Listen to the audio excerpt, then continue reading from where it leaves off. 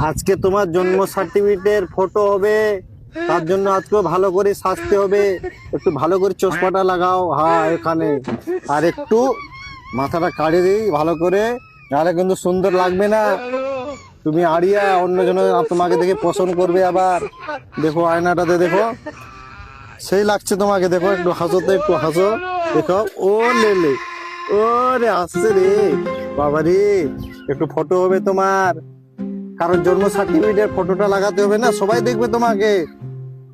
দাঁড়াও, একটু ফটো খিচি। হ্যাঁ দেখো কিরকম লাগছে, দাঁড়াও।